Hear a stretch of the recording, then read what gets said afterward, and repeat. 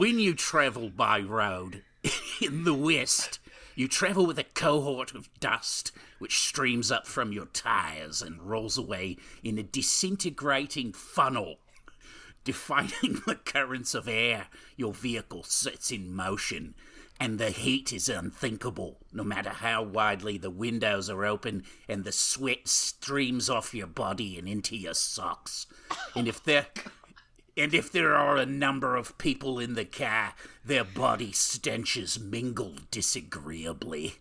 Kenneth Cook, Wake in Fright. Nice! Welcome back, dear Bushmen. And this here is another episode of the Outback's favorite, Loathsome Things, a horror movie podcast about the bush. Nice. My name is John, and with me as always is my co-host, Josh. Josh, how are you doing, sir? I'm doing quite well, John. John, did you know that there is a genre of poetry known as bush poetry? I did. I was researching it right before I got on. I used to listen to an Australian poetry podcast, and they talked about bush poetry, and apparently it is to Australia what cowboy poetry is over here.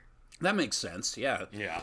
Yeah, I read some pretty cool ones. There's a real classic one called The Outback, which was actually pretty well written, and then there were a few that were not so well written. Yeah.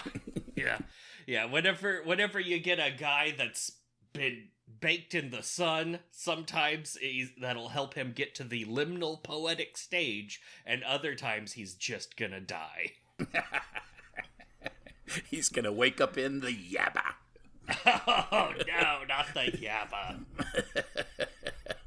Yeah, so this movie is wild. It was a lost film for a long time. They couldn't find the original really good cinematic cut. They could just find the shitty made-for-TV American censored versions. Mm-hmm. What did they censor, you might wonder, John? It's hard to say. It's all family-friendly. The American TV version, which I believe was 4 minutes long, if I remember correctly. Yes. Mostly just a woman watering herself in front of a fan. Dear God.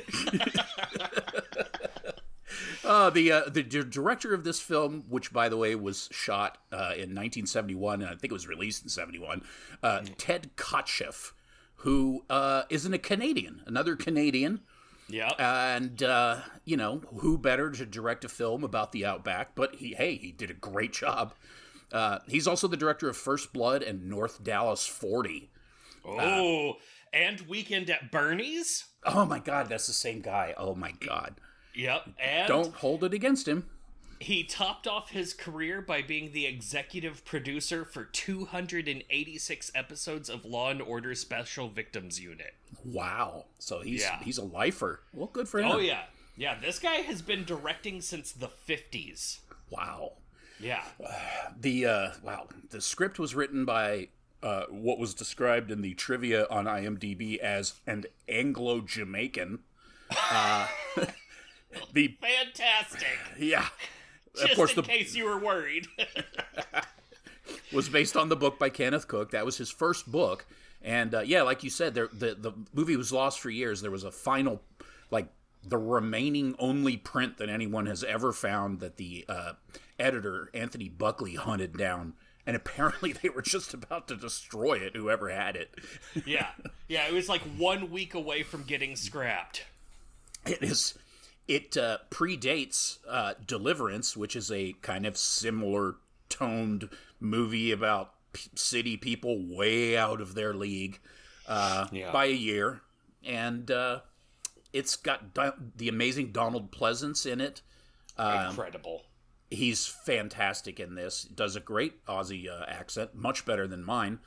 And actual Aussie Gary Bond is the main character. He was in the only movie I'd heard of that he was in before that was Zulu. And see that I read that he was English and that his name was Gary Bond. Maybe he is English. What did I say? Gary what? Blonde. Blonde? Blonde. Gary Blonde. Gary Bond. Yeah, he... and I guess maybe he is English. Indish. Who knows? Yeah, who can say, really? All the same thing, really. Apparently this was his last film role. Can't imagine why. And then he moved on to television. Yeah, he's like, you know what? I just want to get my wiener out there one time. The town that it's shot in, I forget the actual name, but it was not Bundinyaba. That was a made-up name. Bundinyaba and Tibunda both apparently do not exist. Yeah. Which is good, because Jesus Christ. Yes, please don't exist.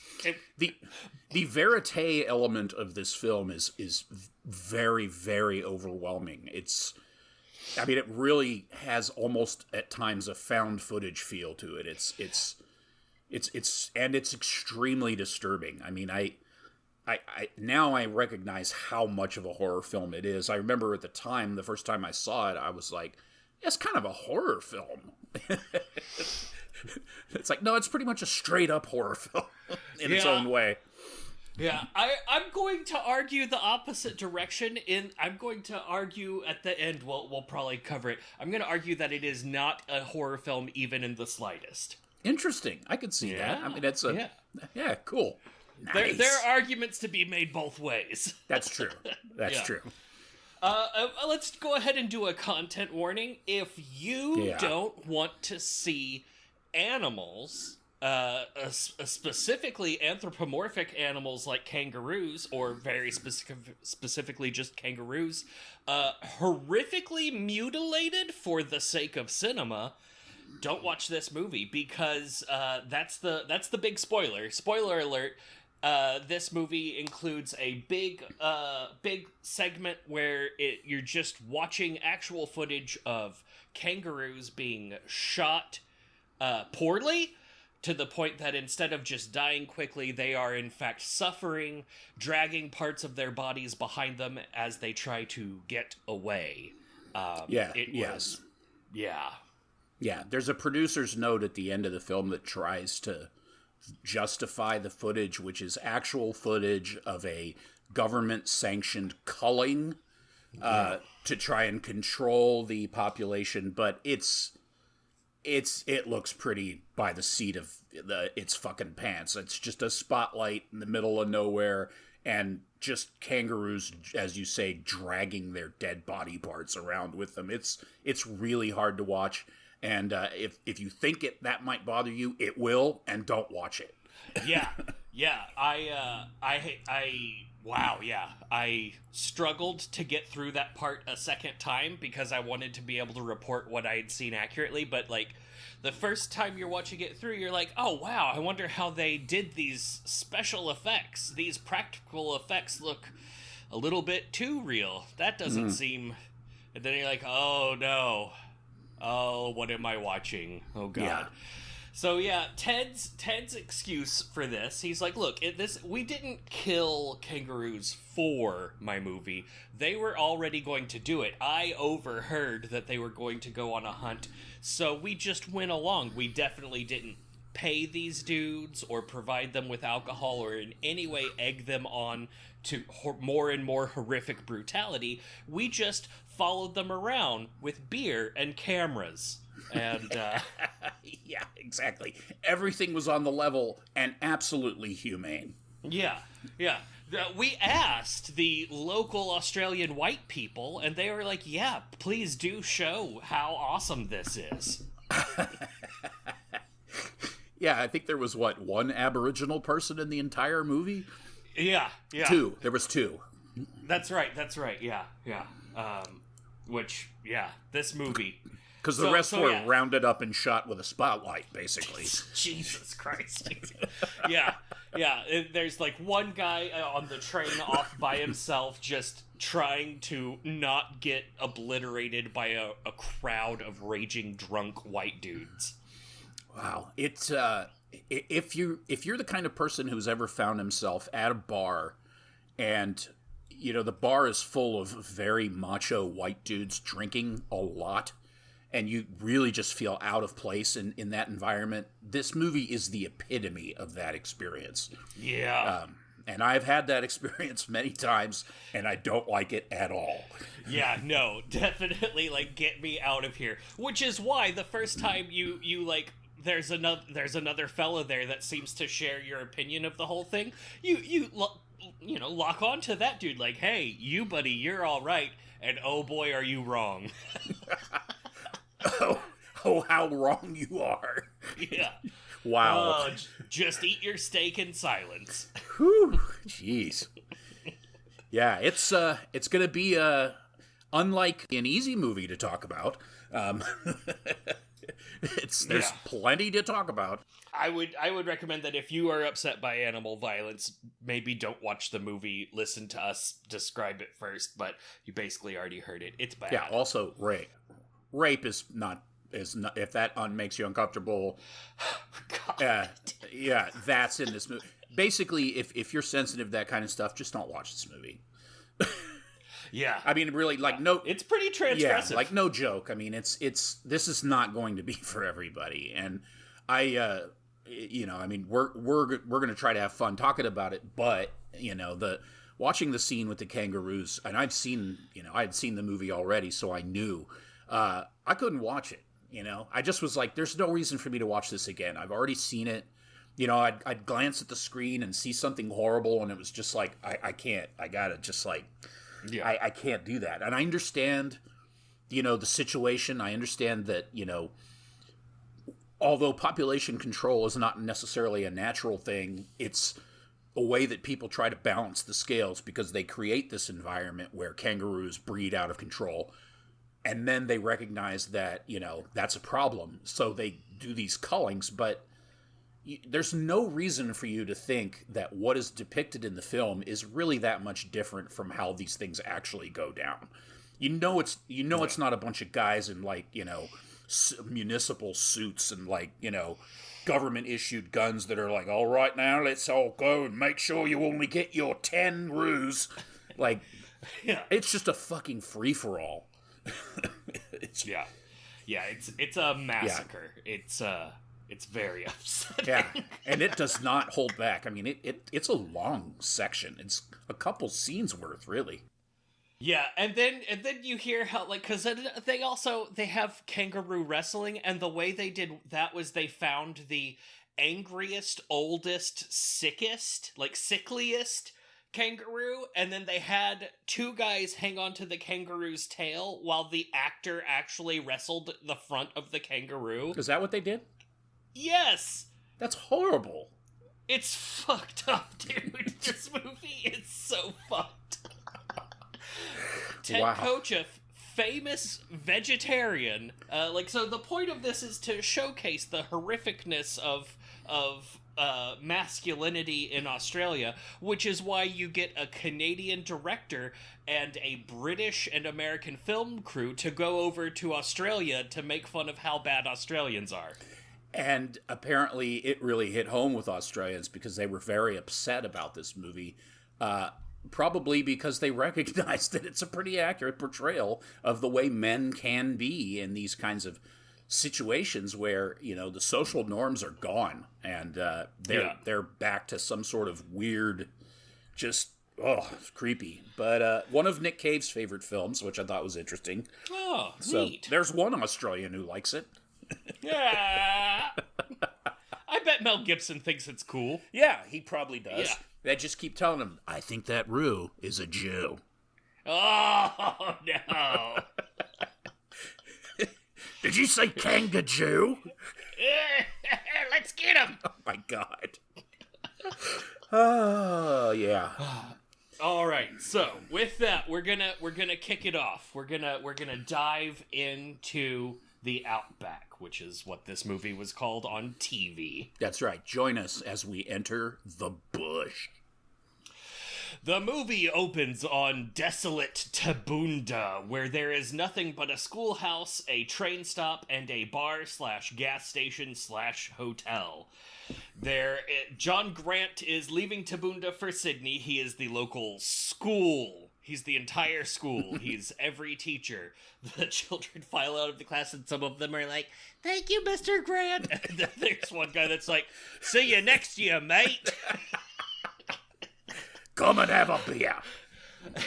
And then all of the children leave this schoolhouse and I guess just wander off into the desert to die, because it opens on a panning shot that shows that there is nothing but red sand for miles in every direction.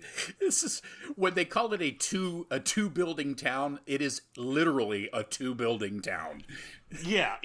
What they call a train station is what they used to hang people on. That's right. It's a scaffolding. Yeah. So John Grant is leaving for the Christmas break. This is the middle of beautiful summer Australian Christmas. He'll be back next school year unless he can figure out a way of avoiding it. We find this out because he drinks with the barkeep / innkeep / gas station attendant where he lives. And the guy is just like John Grant is just like in pristine condition. He's wearing a suit. There's not a drop of sweat on him. He's perfectly shaved. Everything is like, his tan lines are in all the right places. He is good to go. And this guy that runs the place is just all pure body oil. That's right. Oh my god. Yeah. That's Yeah.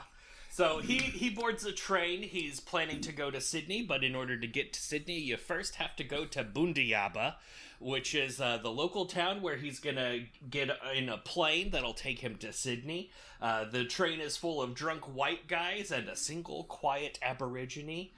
He falls asleep and dreams about rubbing a bottle of beer betwixt his girlfriend's tits whenever she gets out of the fresh beach. That's right, the Sydney beach. It's real textury too. Like, it shows like the lip of the bottle dragging along her skin and it doing like a little flip on the texture of her skin. He gets off on Sulphide Street in big city Bundiaba. We learned that the locals love the Yabba and want you to love the Yabba too. If you're sick of the word Yabba, well, got bad news for you. It's a lot of Yabba. A watery-fingered hotelier makes him give a $1 deposit for his keys. He's going to be spending the night at this hotel so he can get his plane in the morning. He heads to a bar, meets Jock, the local law enforcement idiot. Jock gets him drinking and shows him the ropes of the Yabba. At a certain point, they go to a different place to get him a steak because he's starting to get drunk and needs to grease up that tum. While they're getting him a steak, John sees the, quote, biggest 2-up game in all of Australia. That's a game where 2 coins are flipped, and either they both come up heads or they both come up tails. And you bid on which one. If they come up with one of each, then it's a push, and you just start it over again. So you have a 50% chance. It's the stupidest fucking game in the whole goddamn world, and people are just crowding around it. I did finally get to understand how, like, craps work. Like, I understand, like, back alley craps now. I've not been able to put it all together. This helped me understand an element of it, but it is the dumbest game in the world. I like when the guy, he says, what do you do? Yeah. What do you do with your winnings? And he's like, what do you mean? Yeah. It's like, oh, nothing. Yeah. What are you, an idiot? So just about this time, Jock leaves. John sits down. John is also being called Jack because, whatever. Yeah. So as soon as Jock leaves, we see that that John is sat across from a fellow wearing a suit who is also very sweaty, and his name is Doc. And so as soon as Jock enters, he's replaced with Doc. And Doc says, all the little devils are proud of hell, and that gets John like, oh, a fellow not fan of the Yabba. And they get to talking. We hear Doc, he has a pragmatic view of the Yabba, like, oh, well, only the fortunate get to judge things. And he's been making notes every time the 2-up game changes. A guy brings him a fresh beer, and he says, it's a spinner's night, nearly 2-1 on heads. And that sets the next part of the movie in motion. Yeah, that's right. So John has decided that he's actually going to start playing this game, which he was pretty much ridiculing earlier. But, he just had a steak put in his gut, and so he's doing all right.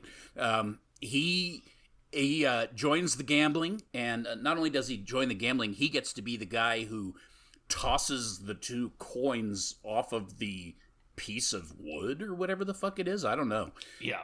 Anyways, but he goes to throw the coins, fair go, and fair go, and he throws the coins not high enough. Thinks he wins big on tails.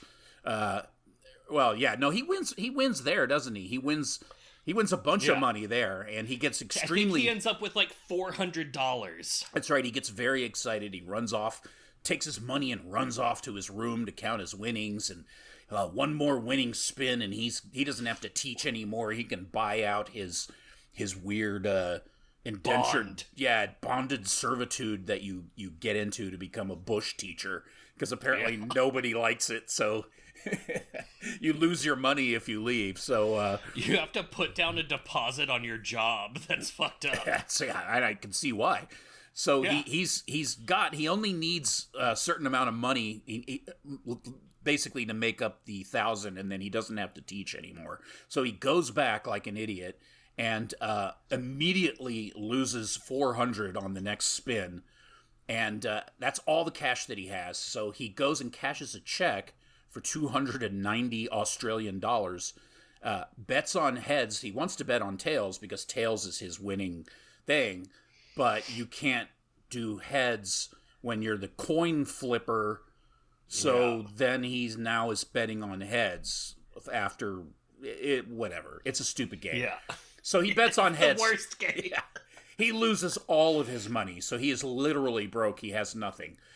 We cut to John, who's now back in his hotel room, butt-ass naked, laying on his bed. He gets up. You get a nice dong shot. He's completely drenched. Just the way I would look in that situation, just soaked from head to toe. His whole body is shining. He looks like Lon Chaney Jr. in Spider Baby. And so he checks out of the hotel. He's obviously has taken a shower, and he checks out, gives the key back to the lady, the finger water lady, and she's so weird. And then he goes to the labor exchange, which is closed, so he's now stuck in the Yaba. The Yaba? We cut to a shot of an evil Santa Claus going... It is! It's so evil! It's just taunting and terrifying. He goes to this bar, and another bar. He meets a guy named Tim Hines, who, and this is going to be a shock, he insists that John drink. Yes. The amount that these people... Like, the scene where he's in the gambling place with Jock, and he'll drink a beer, and the guy's watching him with his hand out. Like, as soon as he finishes the beer, the guy takes the glass out of his hand and goes and gets him another beer. Like, yeah. And apparently that dude refused to drink fake beer throughout that movie. He insisted on real beer. What, the sheriff dude? Or the sheriff dude. Oh, yeah. Apparently they said he drank about 30 pints a night during the shoot of that movie. That's fantastic. I mean, to be fair, tiny little cups. It's like they're drinking beer punch. That's true. If they're drinking middies, then it's not so bad. Yeah, no, if someone introduced a full-size mug to them like you might get at Outback Steakhouse, that would have been a game changer in this era. So the beauty of the midi, you'd think that the idea behind the midi would be, oh, well, it's just, you just want to have a beer and kind of be social, but you don't want to get crazy or whatever. No, the idea behind the midi is because it's so small, there's no reason to not have more. Yeah. And so that is your entire open door to have 30 of them in a night. Yeah. Well, yeah, you're not going to sit there and sip on it. You're going to drink it down. Yeah, there is no sipping your beer. If you do that, you're going to get hurt. Yeah. The place is frightening. So he meets this Tim Hines clown, and they get super fucking drunk. They play this weird version of pool that has it's like bumper pool or something. Yeah. It's like foosball pool. And then there's all this talk about, what are you, Freemason, are you?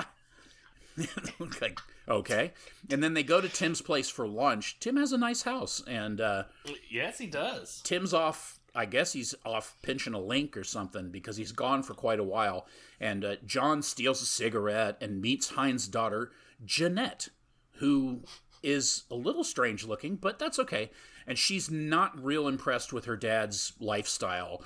Certainly does not join in the drinking, and put it that way. But women really are kind of an afterthought in the Yabba, as far as I can tell.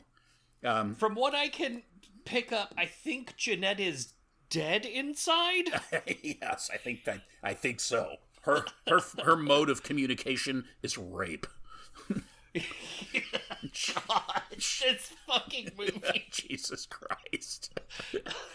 So her job is to make sandwiches for them, which she doesn't do. She ends up hanging out, kind of semi-talking to John. And then they drink, whatever. We cut to later in the day. Tim and John are completely passed out on the couches when Dick and Joe arrive, who are... Yeah. I think Dick was about 9 feet tall, and Joe was about 12 feet tall, if I understand correctly. They were gargantuan men, just... And enormous. Probably already drunk when they arrived, and then they all start drinking more, of course, for just tying one on. Like, if you've ever tied one on and thought, "Wow, I can't believe I did that." These guys do that every day. Yeah. Yeah, there's a line in here about how the Yabba water is only for washing your clothes. That's right. If you're thirsty, you drink more beer. Yeah. Yeah, so... They're all getting super, just beyond drunk. And in the meantime, John has backed off, and he's just chilling with Jeanette. Of course, that's supposed to show that he's like somehow semi-sensitive or something, which is basically translated into she's forced to have to sit there while he tells her his entire sob story, and she doesn't get to say anything. God. And the dog. Yeah. The dog is there as well. The dog that they manhandle later. Yeah, this movie has problems. Yes. Tim is a little upset because, is it Tim? No, not Tim. Dick is a little upset, because at one point he says something like, "What's wrong with him? Why does he rather talk to a woman than drink beer?" Yeah. It's like, yes, you moron! He goes, he's a school teacher. Yeah. And they're like, oh. Yeah. Yeah. What the fuck? Yeah, so that happens. God, this movie is amazing. So, so Doc shows up. Doc Titan, Donald Pleasant's Doc, shows up. He's ready to drink. They're going to drink even more, and eventually it devolves into card playing. Jeanette and John break away. They're going to go take a walk, and Dick is not thrilled about this. That's where they have that little...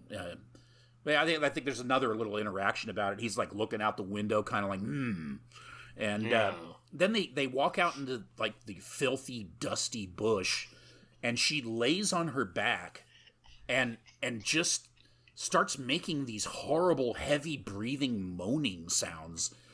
And then, as I put it, before they rut, John hurls. He like rolls over on top of her like he's trying to control himself, and then he's just like, and then right before they're about to do it, he jumps up and just barfs his life out of his body. It's so horrible. And then Jeanette does this weird moan cry. This and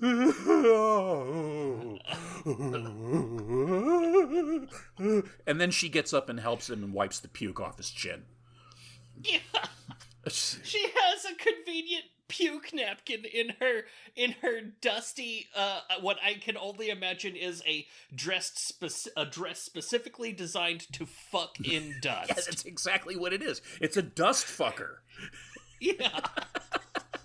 There's nothing, she's wearing nothing underneath it. It's a dust fucker with puke pockets for, like, puke rags. You just lay down in the dust, allow a little plume of sand to billow up around you, and then open up the front and you're ready to go. You're ready for a bush fuck. Oh, man. Yeah, and he just can't hold his shit. So, yeah, she freaks out. She is like, fine. They go back in. He gets the puke wiped off him. They go in. John gets altogether too drunk now. We get all of these interspersed scenes of, like, his memories flashing onto weird things happening, flashing onto other weird things happening. At a certain point, we see Doc and Jeanette looking into each other's eyes while carrying him. And he wakes up the next morning, or I should say the next afternoon, I think, in Doc's shed. He's missed his flight altogether. Doc offers him some kangaroo slop, explains his trampish, anarchic lifestyle. He says the great line, if Jeanette were a man, she'd be in jail for rape. Jesus Christ. Oh, man. Because rape, as you know, is wanting to have sex. Oh, my God. Yeah. Oh, and you should describe Doc's shed just for a shack or whatever. Oh, yeah. Yeah, it's, imagine, you know, the wavy sheets of corrugated steel? It's basically one of those. It's just the worst. But it has a working refrigerator in it, which, from what I can tell, is the only thing that operates in the whole place. And it's full of beer. He's eating. He has like a skillet, and the kangaroo slop basically looks like chunky refried beans, and he eats it with a spatula, and then he just grabs handfuls of loose sliced bread, just white, like Mrs. Baird style, and is just sopping up all of the kangaroo paste with the bread and eating it like an insane person. Oh my God. Corned roux hash. Yes, yeah, hashed roux. Yeah, there's no fans, there's no cross breeze. There's like one interrogation style dangle light from the ceiling. I don't know what that place is, but it is a monstrosity of a set. I don't know where they found it. Yeah, somebody probably lives in that fucking thing. Yes, yeah. There is an outhouse outside of the house, but he recommends against using it. Why don't you just go pee on those old abandoned car husks? Yeah, this nightmare hellscape that I live in is really, really horrible. Oh, did you want to use the outhouse? I wouldn't go in there. Yeah, you should probably not. He goes on and on. Oh yeah, so the rape thing, like we saw her sexual practice. She is lay down, open up, let something happen. And then he's going on and on about sex life. He talks about her forever, like the way that she has appetites and the way that she, in the Yaba, there's like 10 men for every woman, and maybe she just likes to have sex with whoever whenever she wants. That rapist. God bless him. Fucking hell. Anyway, now it's time to go kangaroo hunting with the boys. The Dick and Joe from earlier show up. They have a modified crazy car. It's fucking awesome.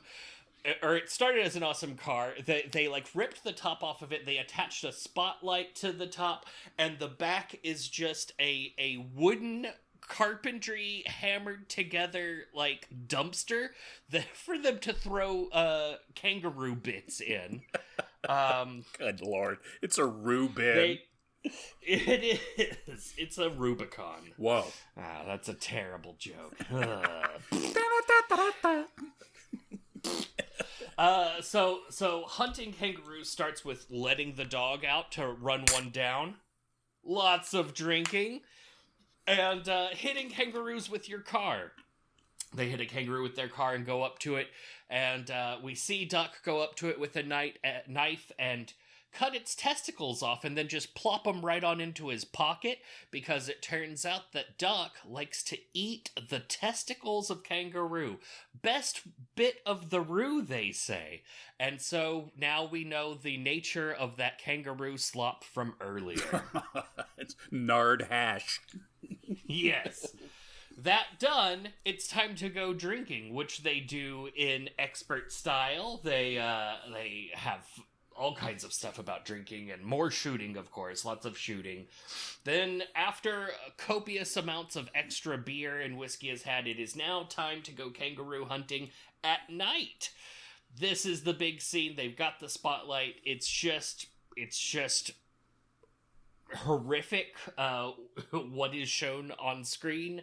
What Ted Kotcheff says was going to happen anyway and was in no way egged on by them, to the point that in order to get it to stop, they faked an electrical malfunction with their lighting and camera equipment to get the hunters to stop shooting. Really? Because part of the deal was they were like, all right, we can shoot them in the heart, we can shoot them in the head, we can shoot them in the kidney, and this is the impact. And they were like, all right, well, can you do the one where you just shoot them and then they fall over dead instantly? And they're like, yeah, we could do that. And then these guys proceeded to get drunk and just shoot everything horrifically, which I imagine at the time Ted was just like, oh man, this is going to be so good. I'm going to be such a good director for doing this. Martin Scorsese is going to love this. Cinema verite. Meanwhile, up to this point in the movie, I had been like, what the fuck is the plot? Like, where is this movie going? And then you get to this, you're like, oh, okay, I guess this is where the movie's going. So yeah, we're seeing kangaroos recoiling in pain, stumbling around, trying to escape, just thrashing on the ground, slowly dying in the sand, and some struggling to get away with their guts still dragging in the dust behind them.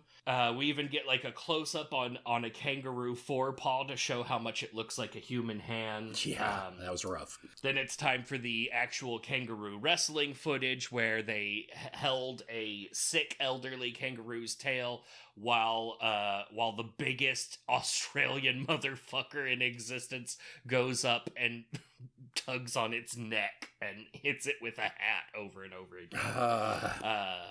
Then John gets his turn and wrestles a wounded Joey. He can't bring himself to slit its throat, so he just stabs it in the chest over and over again until it doesn't move. Yeah, 10 times worse, fucking asshole. Yeah.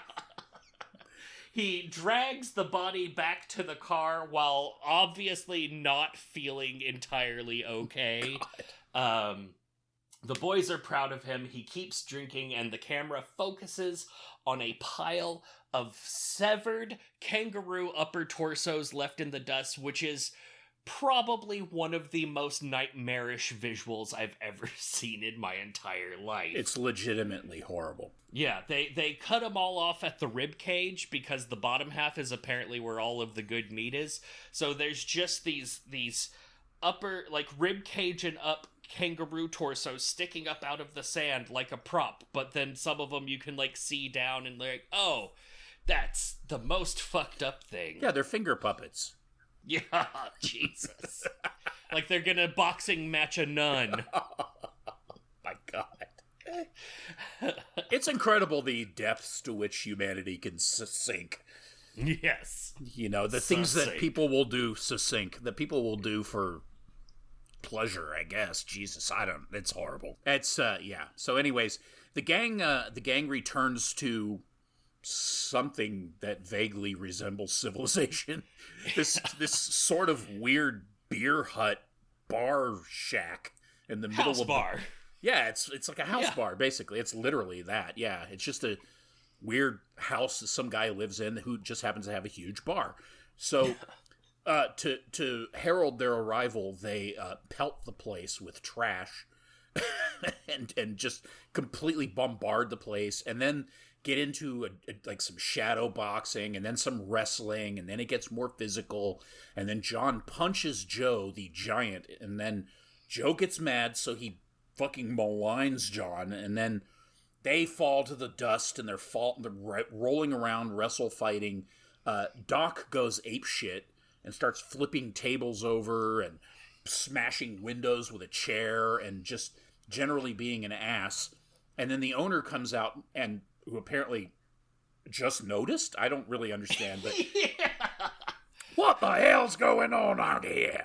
So he grabs Doc and throws him off the patio, whatever, the deck into the other two guys. So now all three of them are wrestling in the dust and, just having a good old time. And yeah. it's just Jesus Good time Christ. with the lads. Just a so and ball. We cut to sunrise and the sun is rising. Dick and Joe take off. Doc and John go back to Doc's poop shack, and they get inside. They're really fucking drunk, like just that kind of drunk. And then Doc gets a hold of John's rifle and just starts shooting everywhere. He shoots out one of the lights. He's just blowing holes through the walls. It's just chaos. And then when they're done with that, they get into some sort of weird play fight where they're like kind of play fighting. The light is swinging back and forth, doing that weird single overhead light thing. And then they end up on the ground kind of looking each other in this weird way. And then it cuts to day, and John wakes up on the floor covered in like crap, just pressed into his skin from laying on it and stuff. And his pants are undone, and you're like, wait a minute, am I thinking what I'm thinking? And then Doc gets up, and he's only wearing his undershirt, which thankfully covers his genitals. And, I'm gonna go ahead and say that Doc raped John overnight.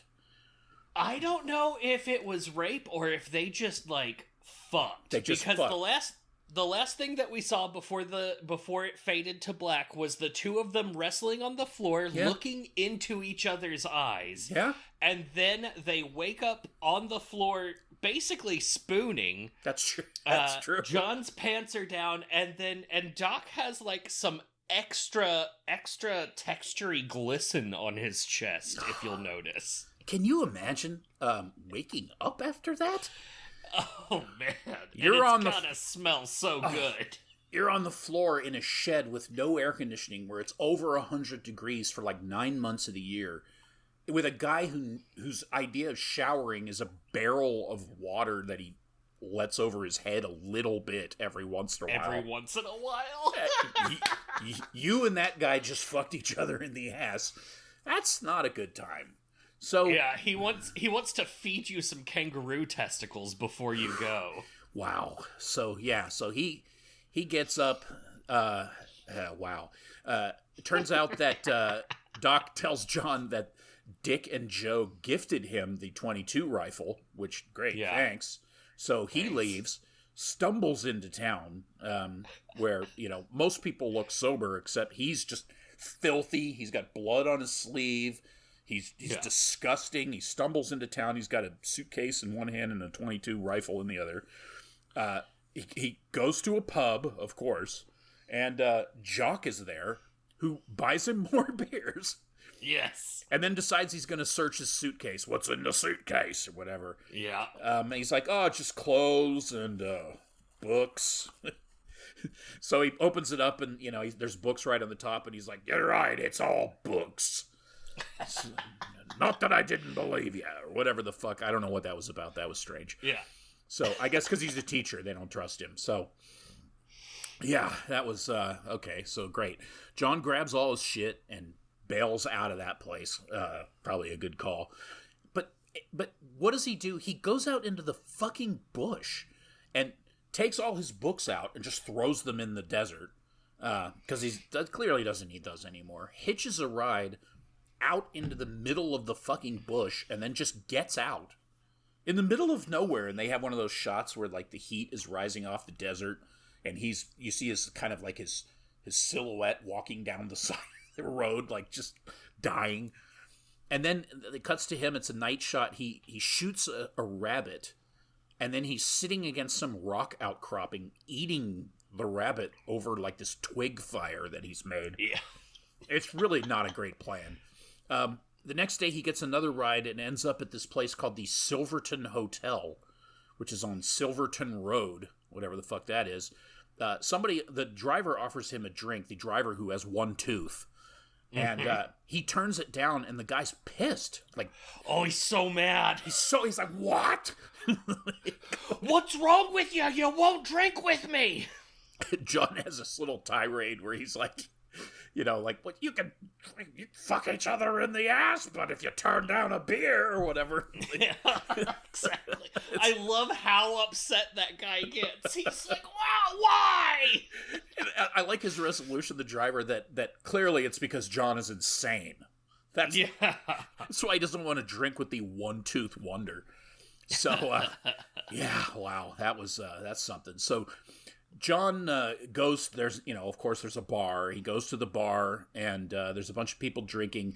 There's a truck parked out front, and it's the home address on the truck is Sydney. So he kind of like hollers out, hey, who owns the truck? And you hear someone, wants to know.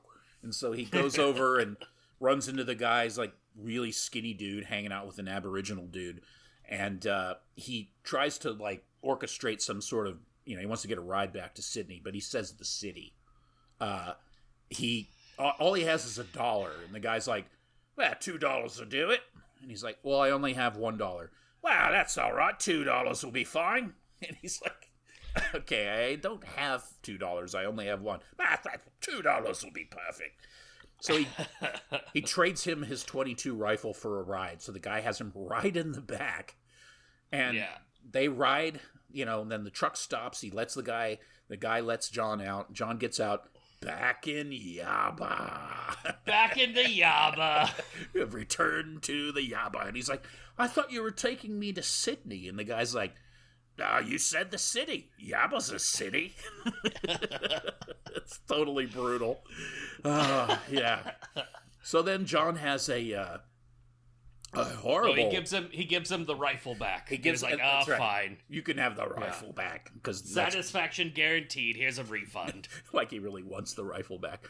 Yeah. And we see John have this insane nightmare montage flashback of like everybody having sex with Jeanette, violence, Rue killing, insanity, drinking, his girlfriend at the beach. Laughing yokels, more Rue murder, and then this amazing shot of Donald Pleasance with the coins over his eyes, with the like crosses on them, which is a real famous shot, and as a symbol for death, which I thought was kind of cool. A person with the coins over their eyes. So, John's not doing real good. So he runs back out to that house bush pub. He's got his rifle, and he basically runs into the place. He's ready to shoot whoever. He holes up in, like, the corner and basically sits there with the gun pointing at the door. And then I guess he passes out at some point because no one shows up. And then Doc comes walking in. Oh, no, that's right. He plans to shoot. He wants to shoot whoever. He's got the gun pointed at the doorway. Then it's Doc's shed, so he went there to kill Doc. Oh, that's right. And then he puts the barrel of the rifle to his own head, and he's just kind of like, should I? And then maybe just kill myself a little. Doc walks in and boom. And then we cut to John. He's in the hospital. We cut to the hospital, and John's in it. There's a doctor there. He's got his head all bandaged up. I guess he probably just grazed himself. Jock shows up, of all people, with this ridiculous note that absolves, Jock or the Yaba of any guilt. It's like, of any responsibility. It's just this ridiculous, like, and then I shot myself by accident. Yeah. Is that how it was, John? Here, sign here. And he does. Jock pisses off, and then John gets up, leaves the hospital, and Doc just basically walks up behind him. And they start talking, and Doc makes some crack about, you're probably the only person who ever missed at 3 inches distance or something like that. Yeah. He takes John to the train station, boards him on a train to get him the fuck out of Yaba. And then he's on the train. It's the same crew of goons, I think, drinking. Apparently that's all they do. Drinky songs on the train. Yeah, they toss John a beer. He takes it this time. He gets off at Tibunda. He comes across Charlie, the sole adult in Tibunda. I don't know, the guy that runs everything. And Charlie's like, he's got that knowing smile on his face, which I love. And he's like, "Did you have a good holiday?" And John goes, "The best." Then we get this big overhead shot and movie over. Oh, man. Very nice. Oh, fuck, dude. This movie is wretched, but, like, there are scenes in it where, like, the instant you see it, it's, like, seared into your brain. The visual styling of this movie is immaculate. The lighting, the framework, all of it, the blocking is incredible. It's I can see why it was, you know, so highly sought after, like the original edit, because like this movie's great. It's a fantastic film. I mean, it's really, as far as film is concerned, it's very well made. It's beautiful, and this cut of it is amazing. You know, that it's just incredible what they can do now with this stuff. I mean, you know, this guy must have found like several reels somewhere of like God knows what condition the acetate was in, and you know that they got that stuff scanned in, you know, duplicated, and then so on and so forth. But now it's been given that digital treatment, and it's pristine. I mean, the sound is incredible. The picture is beautiful. Everything has this weird yellowy tinge to it, you know, because of the bright sunlight.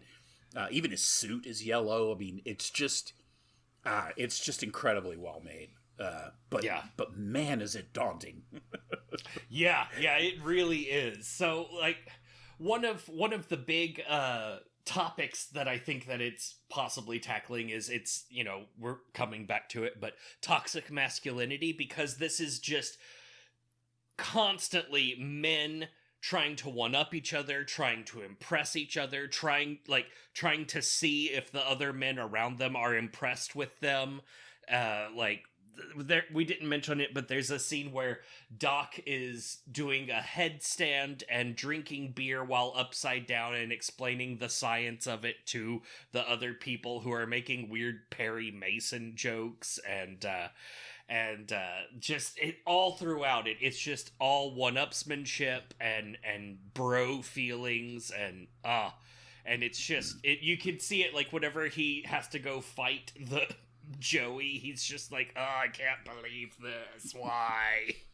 Yeah, there's this weird quality that men can get where they're around each other, where they just have to keep pushing each other further and further and further to try to figure out where the limit is. And invariably, you're going to find that fucking limit. And then when they do, they're always traumatized. You know, they're always like, I mean, we didn't mean for him to die. It's like, look, yeah, you didn't mean for him to die, but you just kept pushing him to drink 90 beers in a day or whatever. Like, but that is how men are. Not all men, but men can very much be that way. And, you know, that depiction of that in this movie is dead on.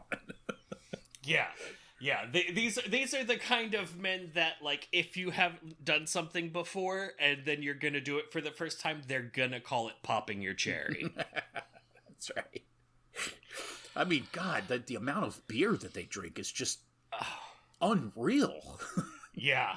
There's a scene. This is the old 70s beer cans where you pull the whole tab out, and there's a scene where a guy is making an enormous necklace out of those pulled beer tabs just from that session. Like, that's the one where you just see piles of beer cans everywhere, and Jeanette finally gave up trying to clean them up. She's like, "No, there's no point anymore." Yeah, there was probably 100 beer cans laying all over the living room. Yeah, looked great. Oh my God. And then they turn it into a garland and wrap it around the Christmas tree. Yeah. There's a great scene where when John first walks into the place where they're having the gambling, when he walks in there and there's the sign on the wall that says bar closes or pub closes at 6:30 or whatever, and he walks in and the guy's like, "Hey, we're closed," and the whole place is just pandemonium inside, drinking, screaming, and everything. And he's like, "Oh, okay, I'm sorry." And then he kind of is like, "Wait a minute." Yeah. All right, so I want to make my argument for why Okay. this isn't a horror movie. I feel like in order to qualify as a horror movie, it has to portray a horrific thing that's not actually happening. There's a murder, but no one actually gets murdered. There's an act of violence is committed, and there are special effects applied in order to not actually have that violent act be committed. This doesn't have that. There are no special effects, practical or otherwise. It's just the part of the movie that would do that is just actual footage of kangaroos being massacred. I mean, I could be wrong. I'm sure there are horror movies out there that don't adhere to that, but generally for it to be a horror movie, like one of my grading criteria is the technical horror element. Like how did they apply movie magic in a way to achieve a horrific thing, and this one it doesn't have that. So that's the fullness of my article or argument.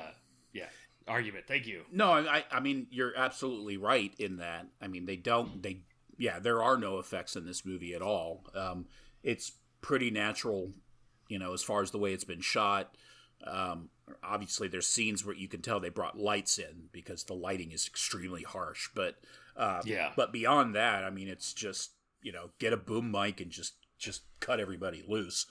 Yeah, I think in that respect, I mean, if you're looking at it from that perspective, yes, it's definitely not a horror film, and it is kind of a fine line because I remember there was some sort of debate that I remember reading online about the movie. I can't remember. It's based on a Dennis Lehane novel where it's like all these cops in Boston and someone has killed a kid, and it's a member of the community that's killed the kid, and it's horrific because it's about child murder and all this stuff. And there was this debate online that I was reading where some people were saying it was a horror film, and other people were like, it's not a horror film, it's a crime film. And people were like, but this is horrific. And they're like, all kinds of shit is horrific. It doesn't mean it's a horror film. I mean, there's lots of movies that have horrible things in them, but they're not necessarily horror films. I don't think they set out with the intention of making this a horror film. I mean, it's a drama or a thriller, even maybe. A suspense. There's nothing supernatural about it. There's, as you said, there's no special effects. There's, it's kind of like a depiction of real life kind of thing. And, much in the way that say a movie like Deliverance is considered a horror film, even though it's really not. But then again, what sets this movie apart from, say, The Last House on the Left? Well, that one's got mutants in it, doesn't it? Yeah. But mutants will do it. But like one of those rapey revenge movies where, there's nothing supernatural. Obviously there's makeup effects in a movie like that, but but as far as what they're depicting, it's just people being besieged or whatever, but those are definitely and also horror there's films. Killing in those movies. Yeah, that's true. That's true. Like they're portraying, a revenge killing or whatever, and it doesn't happen. They'll glide a knife along a neck, and then there will be fake blood there or something. I mean, it's I don't know. Yeah, it's tough, I guess, because there isn't really an agreed on definition of what makes a horror film. I mean, to me, a horror film is something that you find horrifying. So for you, it might be a horror film. It may not necessarily be regarded as such or, presented that way. In that respect, this movie, for me, is very much a horror film. I think there's a lot of arguments to be made that it's not a horror film. People who hate horror films would probably be willing to... Well, I don't know if they'd be willing to watch this. They might be willing to watch it, but they'd probably regret it later. Yeah. I mean, it's very art house, so I think there's a lot of there's a lot of this movie that would appeal to people that don't like horror movies. Yeah. It's just so fucking horrific. Yeah, it's about the character. It's not about horrible things. I mean, he does get stuck in this town over and over again, but there's never any indication or implication that there's something nefarious at work. He just gets stuck there. You're out in the middle of fucking nowhere, and people tend to gravitate towards one another, and so this is the closest thing to a city that they have a hospital there somewhere. So he just keeps ending up there, and it's a character study. I mean, like, this guy gets stuck in these horrible situations, and it's not a morality play, although obviously there's some messages in there about masculinity and isolation and education and class, and all those kinds of things are kind of addressed. But you have to kind of also consider what they're trying to depict, which is Australian culture. And Australia is, it was a penal colony, and it's still tied to the crown, but it's got its own identity. And when you think about a place like the Outback, it's obviously compared a lot to the American West, which is this place where it's almost lawless, and where weird people go because they could be as weird as they want to be, and and those things are probably true, but it's also just a very isolated and difficult place to live in. And there's certain types of business that happen out there, like mining or whatever. And so there's reasons for people to, be out there based on commerce. And, it takes a certain kind of person to live in a place like that. And it's none of that has anything to do with a horror film. It's just weirdness of, the extremes of life, really. So, I mean, I guess in that respect, I guess it's not... I don't think it was made to be a horror film. I view it as one, or at least I think it's fair to review it as one. But it's not like Freddy Krueger is a horror film. Yeah. Freddy Krueger is a horror film first and foremost. I mean, you could make the argument that it's a comedy. You could, it's social commentary, that kind of stuff. But it's a horror film. This movie, I guess, in that respect, is not. So I don't know. I mean, I guess you're right. Yeah, I mean, it definitely backs its way into the horror sphere of film, but I think on the nose it doesn't. I wouldn't qualify it as a horror movie, but I mean, I guess if I was going to defend calling it a horror movie, I mean, that the fact that he does keep finding himself stuck in this town. I mean, it's the implication, like I had said, it's not that it's supernatural, but you could also make that argument that why, there's something more at work that's drawing this man back into this town against his will. Is it a psychological thing, or is it something external, or is it just coincidence? You could look at that several different ways, and I'm sure people do. Of course, then there's the whole argument that white people shouldn't be there at all, that's all Aboriginal land, and, like any torture that any white person endures out there is deserved. Speaking of horror, have you been watching The Last of Us? Definitely one of the better shows that's come out in quite some time. It's fantastic.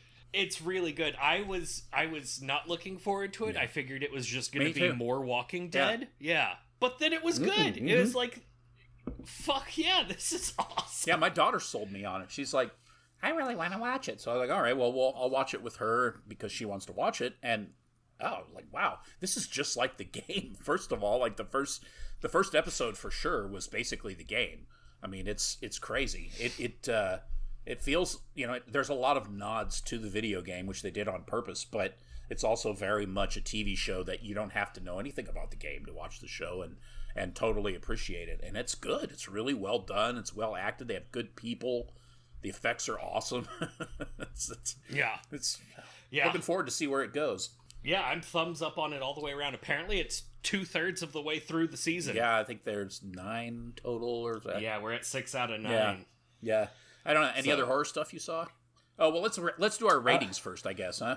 Okay, yeah. So I gave it a 2.9 out of 5. That 2.9 almost exclusively came out of the artistry, the technical movie making, and the enjoyability of it, where it got huge knocks. It was the only movie I've ever given a 0 to in the technical horror column, because there were no technical horror elements in this movie that I could see. So yeah, 2.9 out of 5. Loathsome Things. That said, a much higher score if I was rating it on a non-Loathsome Things scale. Fortunately, I'm way too fucking lazy easy to have actual concrete criteria for my ratings, so I pretty much just wing it based on my overall impression of the film. I love this movie. It's got a soft, even knowing what's in it, it's difficult. I'm not a fan of animals being harmed for any reason other than, to eat, maybe. And I'm perfectly willing to entertain the argument that that's not the best idea either. But yes, but killing animals for sport, I'm completely against that. I think it's disgusting. There's no reason for it. It's like shooting fish in a barrel for people. It's just too easy for us to do that. If you want to fight something that, show some animal how cool you are, then go get the predator. Something that wants to fight back. That and can. So I mean, having said all that, I still do love this movie. I do have some serious problems with the violence in it. I don't need to see that for this film to be effective for me, but it does add something specific to this film that I hope I don't see in any others. I won't watch Cannibal Holocaust because I know what's in it and I'm not going to watch it. I've already seen this one, and I do have a soft spot for this movie, and maybe I'm being full of shit telling myself that I'm justifying it because it was something that was going to happen anyway. I recognize that. And I'm open to that criticism. But, I mean, having said that, I gave it a 4 anyway. I love this movie.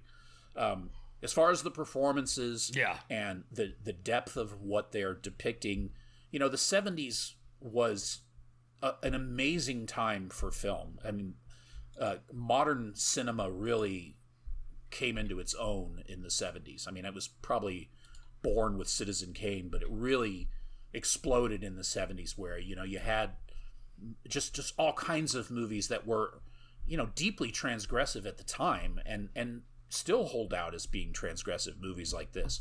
And this is very much a 70s film in that respect. But it also has a kind of timelessness that I really like. And the other thing I like about it is it shows you an element of, for at least for Americans, of foreign culture that I knew nothing about. I mean, I've seen movies shot in the bush and, movies that are set in the outback, and I've seen TV shows about that area, and I kind of have an idea for what that, part of the world is like. But this was a whole different take on it that, is kind of closer to the way I would have imagined it to be out there.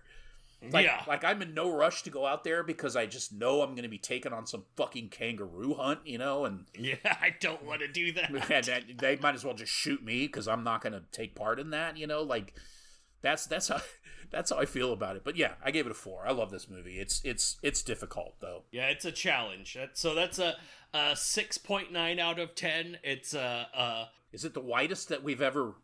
Like our ratings have ever ranged? Ooh, I don't know. I'll have to go back and look at our spreadsheet that we keep like a nerd. But it's definitely that's up there. That's a full 1.1 point of difference. So that's got to be one of our top contentious ones. I think so. Yeah. What others were there? I don't remember, but this is probably up there. Yeah, I could not tell you. Yeah, and we both liked it, so it's not even like, and we need to find a movie where I'm like, I think this movie's trash, and you're like, well, I think this movie's great, and fuck you. I mean, we had one with Sarah Michelle Gellar in it, and I figured that you would just give it a 5 because she was in it, and then I wouldn't. I could totally just give it, like whatever I thought that I Know What You Did Last Summer would get, like a 2 or whatever, and we could argue about that, but no, you recognize that movie was a bucket of shit. That movie's trash. It's so bad. So bad. Did you hear they're making another one? Oh, that makes sense. I mean, they made a TV show out of it, too. I know. It was a bomb, too. Yeah, it's because the Scream franchise is still going. They're still making Scream movies, and it's like, okay, that's fine, I guess. I may be the only man on the planet, or person on the planet. I just don't like the Scream movies. They don't, the ones that I've seen, I'll put it that way, 1 and 2. I watched 1 and 2, didn't do it for me, and I had no reason to watch the rest.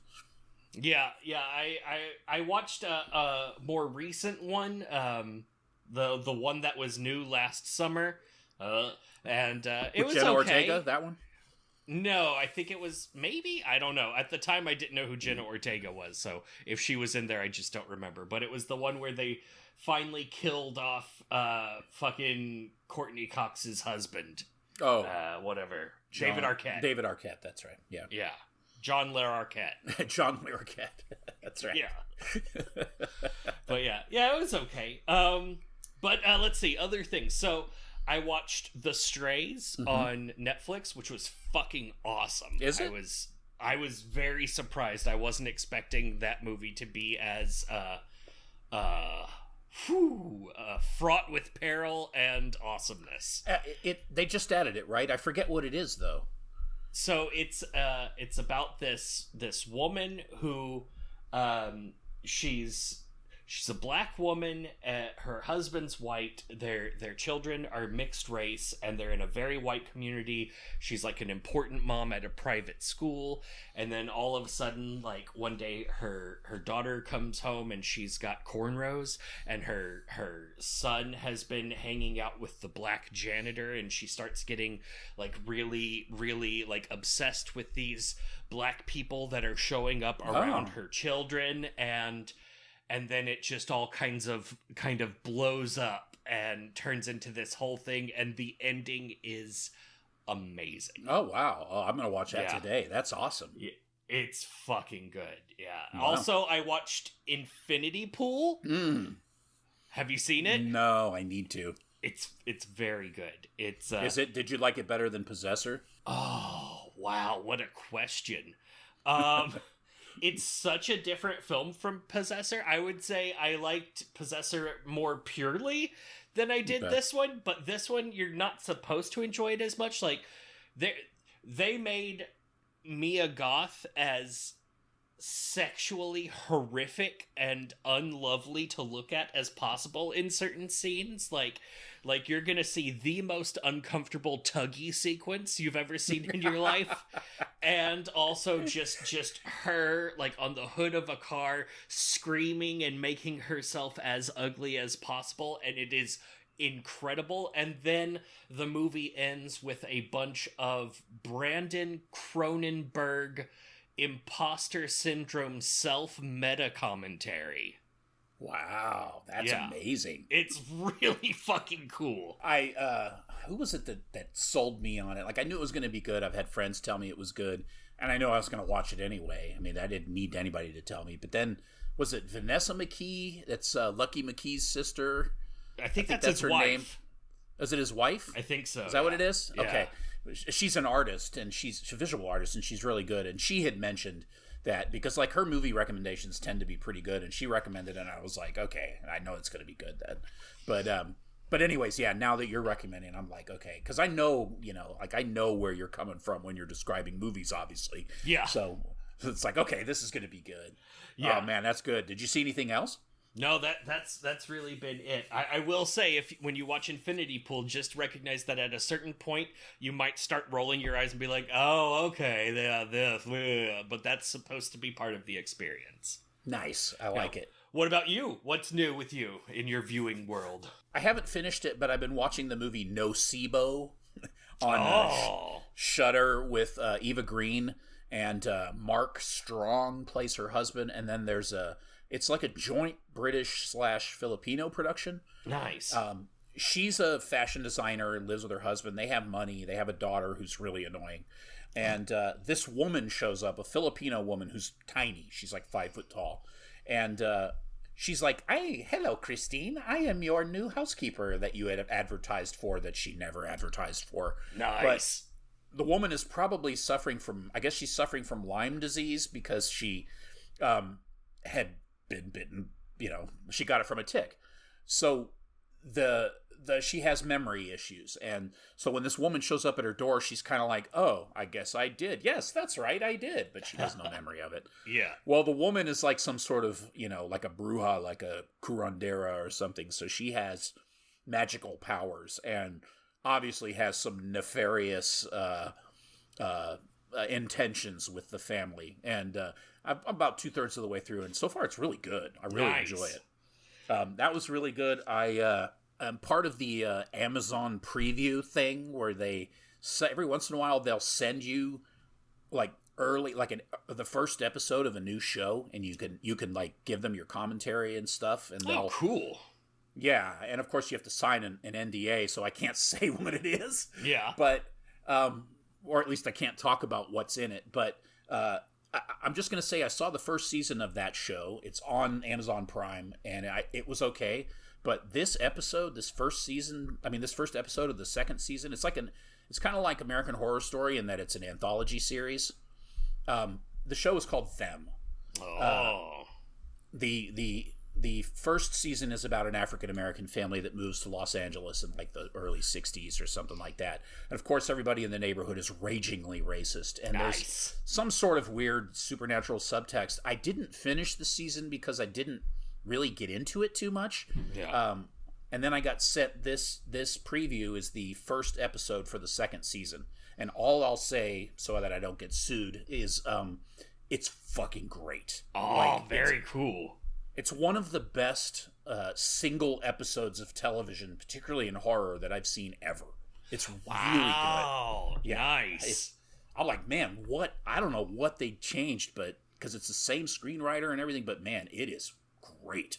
Oh, fuck yeah. I'm looking forward to that now, yes. Yeah, hopefully I didn't just compromise myself, but I don't think I gave anything away, right? It's just really good. That just drummed up more interest in it instantly, because now I went from I didn't even know it existed, much less did I care, to now like I would like to see that, yes please. It's going to be great, I think. I mean, if it's anything like the rest of the seasons, anything like that, it's going to be unbelievable. Yeah. I haven't seen any other horror stuff. Well, yeah, I did, but it was shit, and I'm not even going to bring it up. I've been reading some horror books, and let's see what's good. It doesn't matter. That's about it. Yeah, nice. Well, you can reach out to us in all the places. Keep listening, keep watching all of the horror movies and supporting your favorite horror movie makers, and only do good things to kangaroos. Absolutely be nice to roos, and don't forget, we're sorry that you all have to drink beer in the Yabba.